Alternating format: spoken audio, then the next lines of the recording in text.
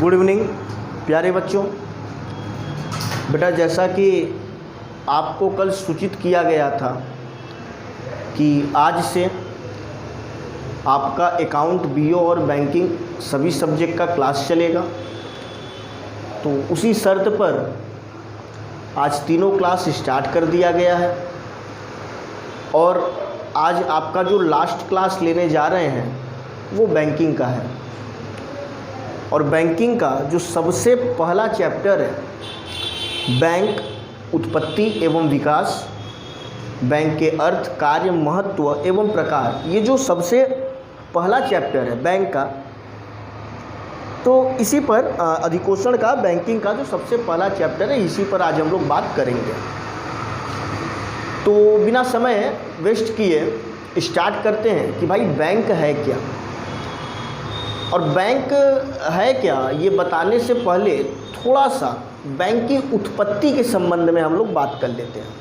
Bank की उत्पत्ति के संबंध में तो देखिए, ये माना जाता है कि बैंक शब्द की जो उत्पत्ति है वो बैंक शब्द की उत्पत्ति जो है इटालियन जो भाषा है, ठीक है,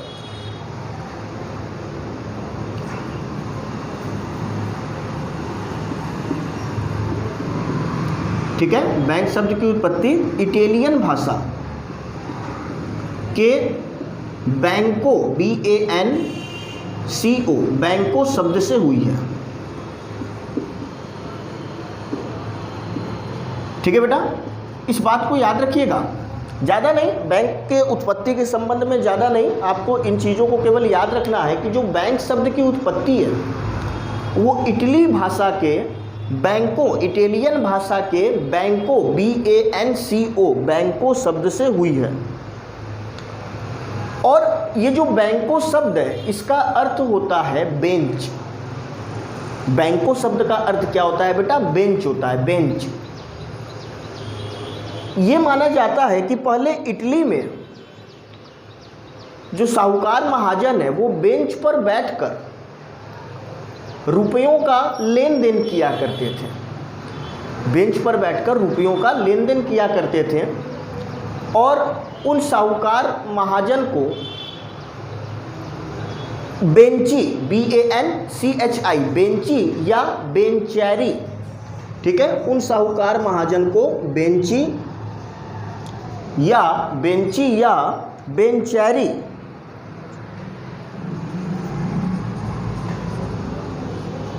ठीक है, बेंची या बेंचैरी कहा जाता था। ठीक है बेटा, बात समझिएगा।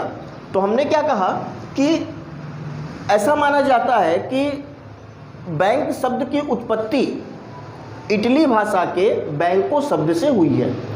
बैंक शब्द की उत्पत्ति इटली भाषा के कौन से शब्द से हुई है? तो इटली भाषा के बैंको शब्द से हुई है। बैंको शब्द का अर्थ क्या है? तो बैंको शब्द का अर्थ बेंच होता है, ठीक। और ये माना जाता है कि इटली में साहूकार महाजन लोग क्या किया करते थे?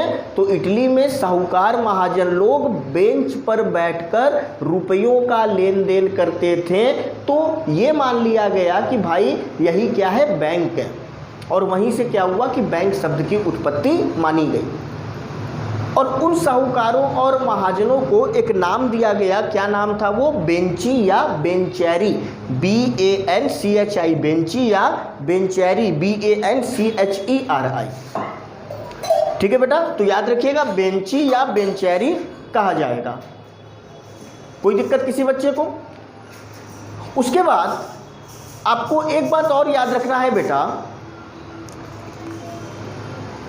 कि ये भी माना जाता है कि जिन साहूकारों एवं महाजनों का व्यापार ठप हो जाता था तो उनके बेंच को तोड़ दिया जाता रहा और उनके बैंक को फेल घोषित कर दिया जाता रहा। जिन साहूकार एवं महाजनों का क्या होता रहा कि व्यवसाय असफल हो जाता था तो उनके बेंच को तोड़ दिया जाता रहा, जो कि इस बात का प्रतीक होता था कि भैया इनका जो व्यवसाय है वो ठप हो गया, इनका जो व्यवसाय है वो बंद हो गया। ठीक है बेटा, एक बात आपको याद रखना होगा कि सबसे पहले 1157 में, सबसे पहले 1157 में, ठीक है बेटा, सबसे पहले 1157 ईस्वी में इटली में bank of Venice, bank of Venice की स्थापना की गई। ठीक है, सबसे पहले 1157 में क्या किया गया? इटली में, सबसे पहले 1157 में इटली में बैंक ऑफ वेनिस की स्थापना की गई। भारत में सबसे पहले 1770 में, भारत में सबसे पहले 1770 में बैंक ऑफ हिंदुस्तान की स्थापना की गई। तो प्रथम भारतीय बैंक कौन सा है? Bank of Hindustan. स्थापना कब हुई? स्थापना 1770 में हुई। तो बैंक शब्द की उत्पत्ति मेरे ख्याल से सभी बच्चों को समझ में आई होगी। एक बार जल्दी से बता देते हैं सारी चीज़ों को कि बैंक शब्द की उत्पत्ति इटली भाषा के बैंको शब्द से हुई है। बैंको शब्द का अर्थ बेंच होता है। ठीक है, बैंको शब्द का अर्थ बेंच होता है। यह माना जाता है कि इटली में, ठीक है बेटा, यह माना गया है कि इटली में साहूकार महाजन बेंच पर बैठकर रुपयों का लेन देन किया करते थे, वहीं से बैंक शब्द को लिया गया है। इसी वजह से वहीं से बैंक शब्द को लिया गया है। और जिन साहूकार महाजन का व्यवसाय असफल हो जाता था, उनके बेंचों को तोड़ दिया जाता था, जो कि इस बात का प्रतीक होता था कि भाई उनका जो व्यवसाय है वो फेल हो गया है। ठीक, और उन साहूकार महाजनों को बेंची या बेंचैरी के नाम से जाना जाता है। ठीक है, विश्व में सबसे पहले सन 1157 ईस्वी में इटली में बैंक ऑफ वेनिस की स्थापना की गई थी। भारत में सबसे पहले 1770 में, ठीक है, बैंक ऑफ हिंदुस्तान की स्थापना की गई। याद रहेगा बच्चों? ठीक, अब बात आता है कि ये बैंक है क्या। अभी तो बैंक की उत्पत्ति की बात हो रही थी, अब बैंक है क्या। तो आप जानते हैं कि बैंक एक संस्था है। और कैसा संस्था है? तो बैंक एक ऐसी संस्था है जो कि अपने ग्राहकों के जमाओं को स्वीकार करती है। बैंक एक ऐसी संस्था है जो कि अपने ग्राहकों के जमाओं को स्वीकार करती है एवं आवश्यकता पड़ने पर अपने ग्राहकों को ऋण भी प्रदान करने का कार्य करती है।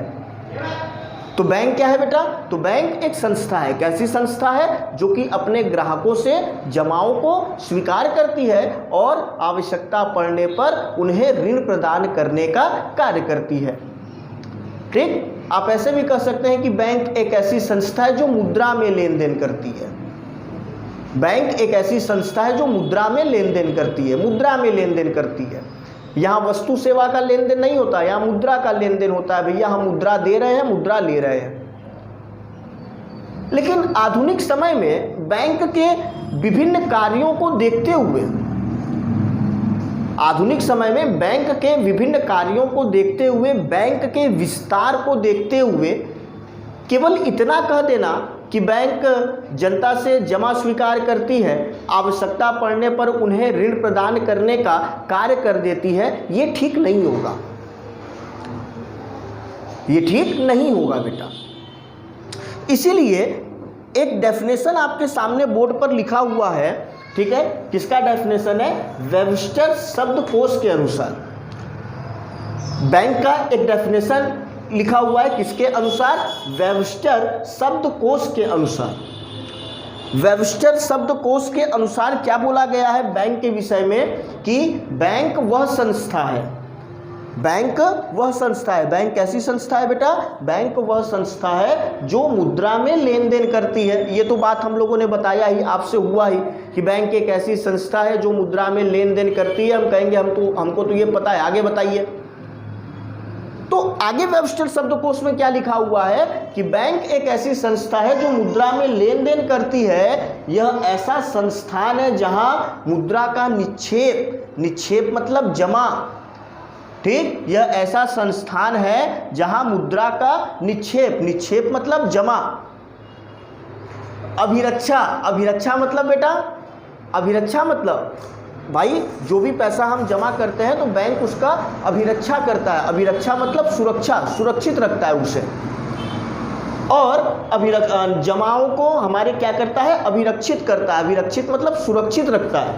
तथा निर्गमन होता है, ठीक है, किसका निर्गमन होता है, मुद्रा का। मुद्रा का, बैंक एक ऐसी संस्था है जहां मुद्रा को हम जमा करते हैं, जहां हमारी मुद्रा सुरक्षित होती है।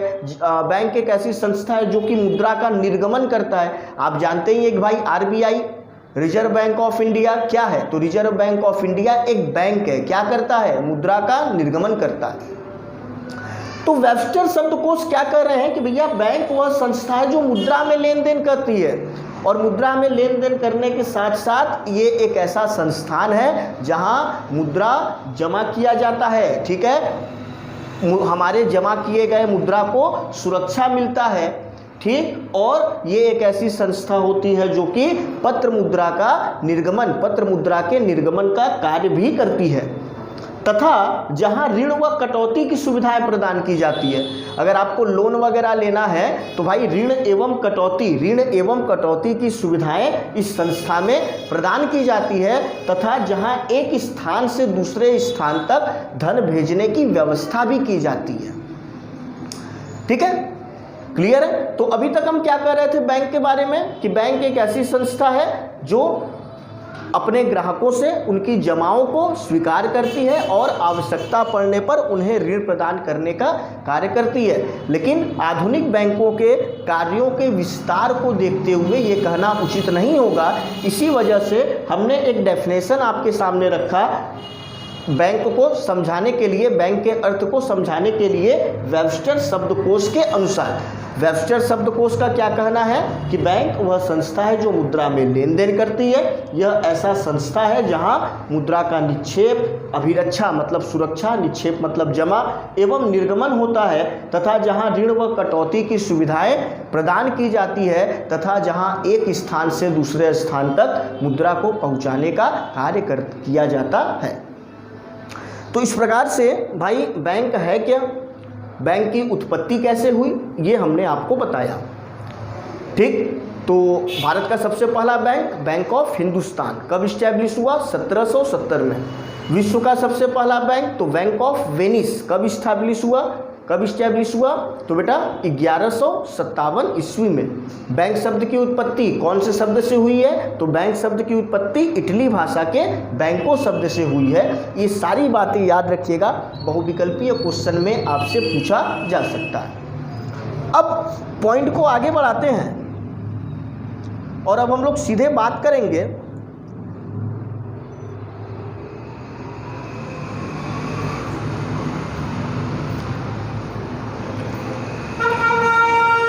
देखिए एक सिंपल सा डेफिनेशन और है बैंक का कि बैंक वह संस्था है जो मुद्रा और साख में लेन देन करती है, ठीक। एक सिंपल सा डेफिनेशन ये भी है, याद रख के रहिएगा कि बैंक एक ऐसा संस्था है जो मुद्रा और साख में लेन देन करती है। भाई मुद्रा समझ रहे हैं, साख मतलब उधार लेन देन करती है ना, उधार लेन देन। तो बैंक एक संस्था है जो मुद्रा और साख में लेन देन भी करती है।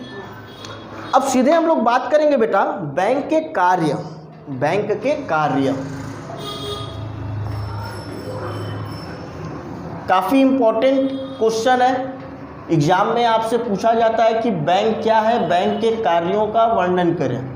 तो बैंक क्या है हम लोगों ने समझा, ठीक। अब हम लोग बात करेंगे बैंक के कार्यों का।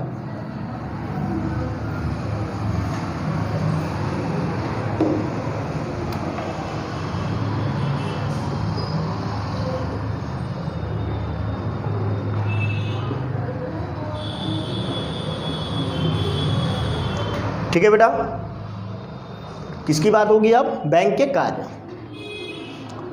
देखिए बेटा जो बैंक के कार्य, आधुनिक बैंक के जो कार्य, इनके कार्यों को 3 वर्गों में बांटा जाता है, 3 वर्गों में बांटा जाता है। पहला क्या है, प्राथमिक या मुख्य कार्य।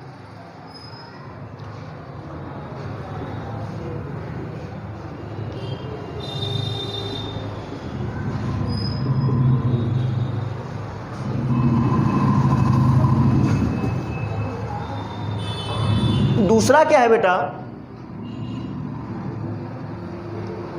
एजेंसी संबंधी कार्य।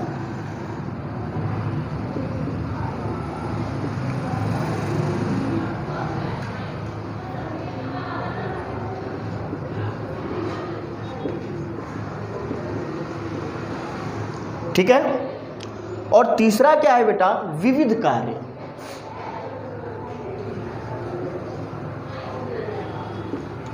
या अन्य कार्य, विविध कार्य या अन्य कार्य। तो बेटा बैंक के कार्य,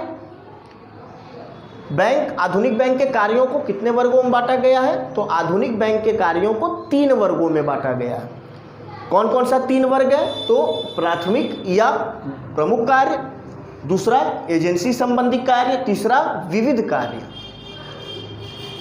और बेटा ये जो प्राथमिक कार्य, तो प्राथमिक कार्य को भी 2 वर्गों में बांटा गया है। प्राथमिक कार्य में 2 कार्यों को रखा गया है, एकदम जो मेन 2 काम है, एकदम जो मेन 2 काम है।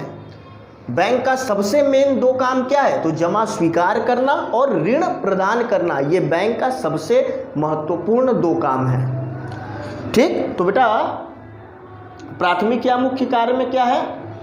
प्राथमिक या मुख्य कार्य में क्या है? तो जमा स्वीकार करना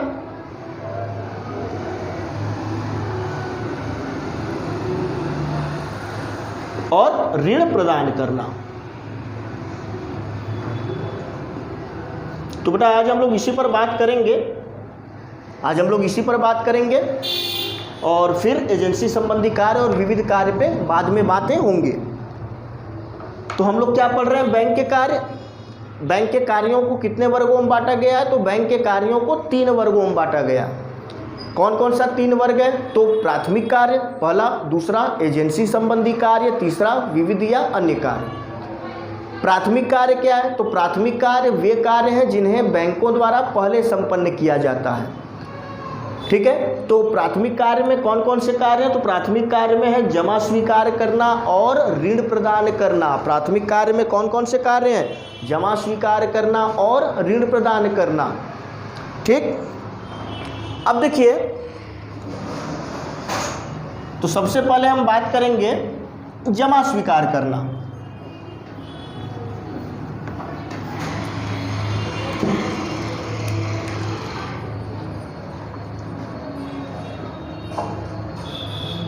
प्राथमिक कार्य में 2 थे, जमा स्वीकार करना और दूसरा ऋण प्रदान करना। देखिए बेटा, बैंक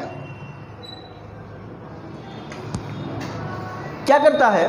अपने यहाँ विभिन्न प्रकार के खातों को खोलकर बैंक देखिए जमा स्वीकार करता है। बैंक ग्राहकों से जमा स्वीकार करता है। कैसे ग्राहकों से जमा स्वीकार करता है? तो विभिन्न प्रकार के खातों को खोलकर।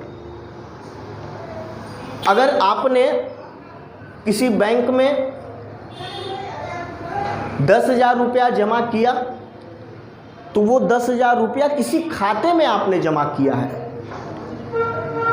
तो बैंक अपने ग्राहकों से जमा स्वीकार करता है। तो जमा स्वीकार कैसे करता है? विभिन्न प्रकार के खातों को खोलकर। तो एक बैंक अपने यहाँ विभिन्न प्रकार के खातों को खोलकर, एक बैंक अपने यहाँ विभिन्न प्रकार के खातों को खोलकर अपने ग्राहकों से उनकी जमाओं को स्वीकार करता है। एक बैंक अपने यहाँ विभिन्न प्रकार के खातों को खोलकर अपने ग्राहकों से उनकी जमाओं को स्वीकार करता है। अगर आपने पॉइंट नोट किया होगा तो विभिन्न प्रकार के खातों को खोलकर, अब वो कौन कौन से खाते हैं उनका हम लोग विस्तार पूर्वक बात करेंगे, उस पर हम लोग विस्तार पूर्वक बात करेंगे। तो सबसे पहला क्या है बेटा? सबसे पहला जो खाता है वो है चालू खाता। बेटा ये चालू खाता क्या होता है? तो चालू खाता एक ऐसा खाता है जिसमें दिन भर में कितनी ही बार रुपया जमा किया जा सकता है और निकाला जा सकता है। चालू खाता एक ऐसा खाता है जिसमें रुपया दिन भर में कितनी ही बार जमा किया जा सकता है और कितनी ही बार निकाला जा सकता है। और इस प्रकार के जो खाते उपयोगी होते हैं, ठीक है, इस प्रकार के खाते किसके लिए उपयोगी होते हैं? तो इस प्रकार के जो खाते हैं बेटा, व्यापारियों एवं उद्योगपतियों, नोट करते रहिएगा, व्यापारियों एवं उद्योगपतियों के लिए उपयोगी होते हैं। इसका कारण है बेटा, क्योंकि आप जानते हैं कि जो व्यापारी वर्ग है उसे पता नहीं कब रुपया जमा करना पड़े, उसे पता नहीं कब रुपया जमा करना पड़े। एक व्यापारी को, एक उद्योगपति को दिन भर में पता नहीं कब रुपया जमा करना हो, रुपया निकालना हो। तो बाकी जो खाते हैं उसमें रुपया जमा करने और रुपया निकालने में बाउंडेशन है, लेकिन चालू खाता एक ऐसा खाता है जिसमें दिन भर में रुपया कितनी ही बार जमा की जा सकती है और निकाली भी जा सकती है। इस वजह से जो चालू खाता है वो व्यापारियों के लिए उपयोगी होता है, उद्योगपतियों के लिए उपयोगी होता है। उसके बाद याद रखिएगा कि चालू खाता में बेटा अधिविकर्ष की सुविधा मिलती है।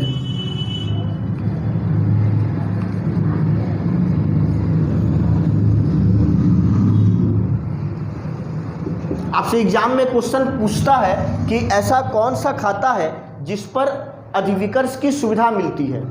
तो चालू खाता वह खाता है जिस पर अधिविकर्ष की सुविधा मिलती है। ये अधिविकर्ष की सुविधा क्या है? तो अधिविकर्ष की सुविधा में ग्राहक अपने बैंक खाते में जमा धनराशि से अधिक धनराशि निकाल सकता है।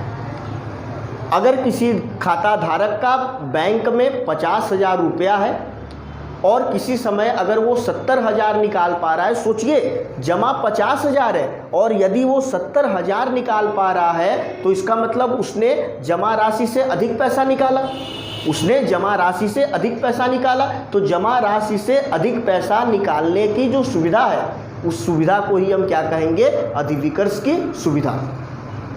और अधिविकर्ष की सुविधा किस पर मिलती है? तो अधिविकर्ष की सुविधा चालू खाता पर मिलती है।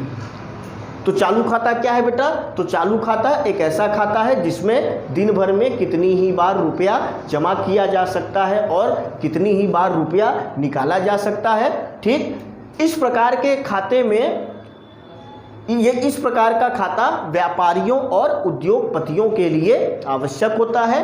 ठीक, इस प्रकार के खाते पर अधिविकर्ष की सुविधा मिलती है। और एक बात याद रखिएगा कि इस प्रकार के खाते पर ब्याज नहीं मिलता।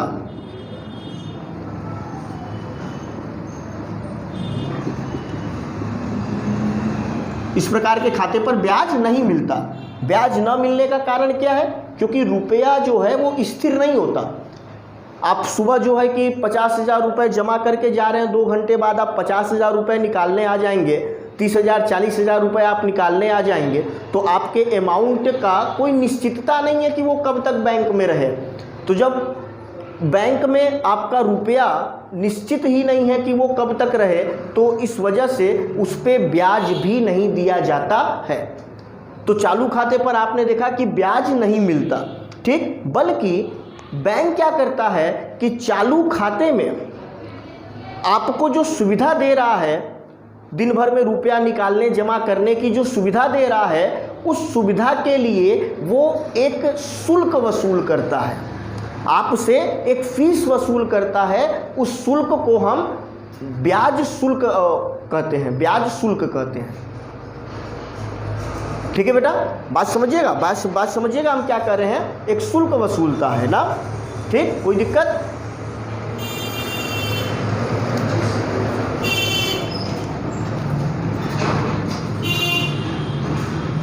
बैंक शुल्क कहते हैं बेटा, ब्याज शुल्क नहीं, बैंक शुल्क। सारी चीज़ों को लिखते रहिएगा। ठीक, और ये दो बहुत इंपॉर्टेंट, ये तीनों पॉइंट इंपॉर्टेंट है। आपसे क्वेश्चन पूछा जा सकता है कि चालू खाता किसके लिए उपयोगी है? तो व्यापारियों और उद्योगपतियों के लिए उपयोगी है। पूछा जा सकता है अधिविकर्ष की सुविधा कौन से खाते पर मिलती है, तो अधिविकर्ष की सुविधा चालू खाते पर मिलती है। पूछा जा सकता है कि ऐसा कौन सा खाता है जिस पे ब्याज नहीं मिलता, तो कौन सा खाता है बेटा, चालू खाता। ठीक, क्लियर हो गया बेटा। तो हम लोग क्या पढ़ रहे हैं, जमा स्वीकार करना। आपने देखा कि बैंक अपने यहाँ विभिन्न प्रकार के खातों को खोलकर जमाओं को स्वीकार करता है। ठीक, और विभिन्न प्रकार के खातों में सबसे पहला खाता हमने क्या पढ़ा, चालू खाता। अब हम लोग पढ़ेंगे दूसरा, बचत खाता, सेविंग अकाउंट। ठीक है बेटा, अब हम लोग पढ़ेंगे दूसरा, सेविंग अकाउंट।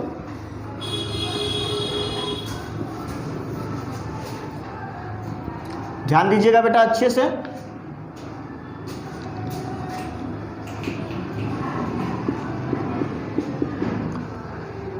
अब देखिए बचत खाता क्या है बेटा, तो जो बचत खाता है बेटा ये मध्यम वर्ग वाले व्यक्तियों एवं वेतन भोगियों के लिए उपयुक्त होता है। बचत खाता किसके लिए उपयोगी होता है, तो बचत खाता मध्यम वर्ग के व्यक्तियों एवं वेतन भोगियों के लिए उपयुक्त होता है। तो इस बात को हम लिख दे रहे हैं बेटा, याद रखे रहिएगा। बचत खाता किसके लिए उपयुक्त होता है, तो किसके लिए उपयुक्त होता है, मध्यम वर्गीय व्यक्तियों एवं वेतन भोगियों, मध्यम वर्गीय व्यक्तियों एवं वेतन भोगियों के लिए उपयुक्त होता है। क्या उपयुक्त होता है, चालू खाता, सॉरी बेटा बचत खाता। ठीक है, बचत खाता, चालू खाता नहीं, बचत खाता। और एक बात याद रखिएगा कि इस प्रकार के खाते में आप दिन भर में जितनी ही बार चाहे रुपया जमा तो कर सकते हैं, लेकिन रुपया निकालने के लिए इस पे क्या होता है, रोक होता है। ठीक है, चालू खाते में दिन भर में आप रुपया जितनी ही बार चाहे जमा तो कर सकते हैं, लेकिन रुपए निकालने पर इस पर क्या होता है, बाउंडेशन होता है। रुपए निकालने पर क्या होता है, इस पर रोक होता है। दूसरी चीज याद रखिएगा कि चालू खाता पर बेटा ब्याज मिलता है। चालू खाता पर क्या होता है, हमें ब्याज मिलता है। ठीक है, चालू खाता पर ब्याज मिलता है। ठीक है बेटा, कोई दिक्कत किसी बच्चों को, तो क्लियर है बेटा ना। ठीक है, कोई दिक्कत, तो याद रखिएगा हम लोग क्या पढ़ रहे हैं, बचत खाता। तो बचत खाता क्या होता है, बचत खाता किसके लिए उपयुक्त होता है, तो बचत खाता मध्यम वर्गीय व्यक्तियों एवं वेतन भोगियों के लिए उपयुक्त होता है। और बचत खाता एक ऐसा खाता है जिसमें दिन भर में हम चाहे जितनी भी बार रुपया जमा कर सकते हैं, लेकिन रुपए निकालने पर रोक होता है और बचत खाते पर ब्याज मिलता है। इसके पहले हम लोगों ने चालू खाता पढ़ा, आपने देखा चालू खाता पर ब्याज नहीं मिलता है, लेकिन बचत खाता पर हमें ब्याज मिलता है। ठीक है बेटा, तो बाकी जो है अब हम लोग नेक्स्ट क्लास में पढ़ेंगे। ठीक है, तो आज के लिए इतना ही पर रोकते हैं बेटा। बस यही बातें हैं कि अधिक से अधिक बच्चों को जोड़िए बेटा, साथ में अधिक से अधिक बच्चों को जोड़िए। आपका जो क्लास है पिछले 2 दिन से स्टार्ट है, तो पहले दिन आपको अकाउंट का डेमो क्लास मिला, दूसरे दिन आपको बिजनेस ऑर्गेनाइजेशन का क्लास मिला, आज तीसरा दिन है और हमने आपको बताया, आज तीसरा दिन है और हमने आपको बता रखा था कि आज से अकाउंट, बीओ, बैंकिंग सारा क्लास चलेगा, जो कि आपको आज दिया भी गया। तो अब एकदम निश्चिंत होकर कि भाई कुछ बच्चों के मन में होगा कि 2 दिन का हाल देख कर कि नहीं अब लग रहा है कि केवल एक दिन में एक ही क्लास चलेगा, 2 क्लास चलेगा, तो ऐसा मत सोचिएगा। डेली प्रतिदिन आपका 3 क्लास चलेगा। ये हमारी जिम्मेदारी है, हम लोगों की जिम्मेदारी है, जो कि हम लोग पूरा कर रहे हैं। आपकी जिम्मेदारी ये है कि कितने अधिक से अधिक आप इनका फ़ायदा उठा सकें, कितना अधिक से अधिक आप इसका फ़ायदा उठाकर पढ़ सकें और कितने अधिक से अधिक व्यक्तियों को जोड़ सकें, कितने अधिक से अधिक आपके जो मित्रगण हैं, आपके जो सगे संबंधी है कक्षा 10 के, कक्षा 12 के, उनको जोड़िए बेटा। ठीक है, तो जब आप उनको जोड़ेंगे तो और सुविधाएं आपको प्रदान की जा सकेंगी। ठीक है, तो आज के लिए बच्चों इतना ही। अपनी जो जिम्मेदारी है उसको समझिए और अधिक से अधिक पढ़िए, अधिक से अधिक बच्चों को जोड़िए। धन्यवाद।